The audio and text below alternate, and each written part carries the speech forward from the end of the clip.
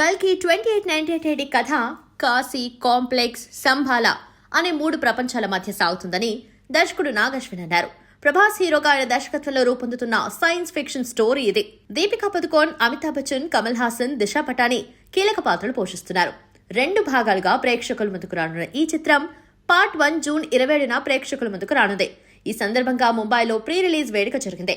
ఈ సందర్భంగా దర్శకుడు నాగశ్విన్ కల్కి కథాసారాన్ని క్లుప్తంగా వివరించారు. 3 ప్రపంచాల మధ్య జరిగే కథ ఇది.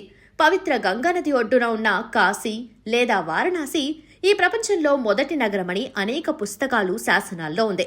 నాగరికత పుట్టుక కూడా ఇక్కడి నుంచే మొదలైందని చెప్తారు. అలాంటిది ఈ ప్రపంచంలో కాశీనే చివరి నగరమైతే ఎలా ఉంటుందన్న ఆలోచన నుంచే ఈ కథ పుట్టింది.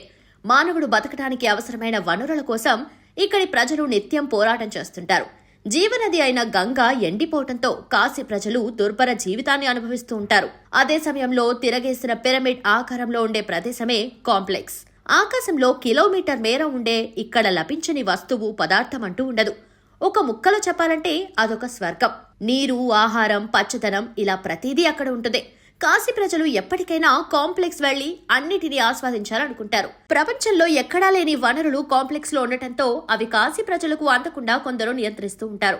కాంప్లెక్స్ లోకి వెళ్లాలంటే మిలియన్ల కొద్దీ యూనిట్స్ కలిగి ఉండాలి.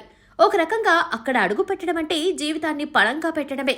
ఈ 2 ప్రపంచాలు కాకుండా మరో ప్రపంచం కూడా ఉంటుంది. అదే సంభాల. వివిధ సంస్కృతుల్లో ఈ పేరును వినియోగించారు. టిబెటన్ కల్చర్లో దీని షాంగ్రీలా అని వ్యవహరిస్తారు. ప్రతి సంస్కృతిలో ఒక రహస్య ప్రపంచం దాగి ఉంటుంది. దాన్ని కొందరు ఆధునిక ప్రపంచం లేదా అవతార్ లోకం అంటారు. కల్కితో ఆ ప్రపంచానికి లింక్ అయి ఉంటుంది. ఇక్కడి నుంచే విష్ణు చివరి అవతారం వస్తుంది. ఈ 3 ప్రపంచాలు ఒకదానితో ఒకటి కనెక్ట్ అవుతూ కల్కి కథ నడుస్తుంది.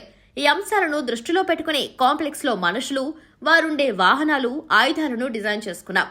అలాగే వనరులన్నీ అయిపోయి నిర్జీవంగా మారిన కాశీ, అక్కడి పరిస్థితులను కూడా డిజైన్ చేసుకున్నాం.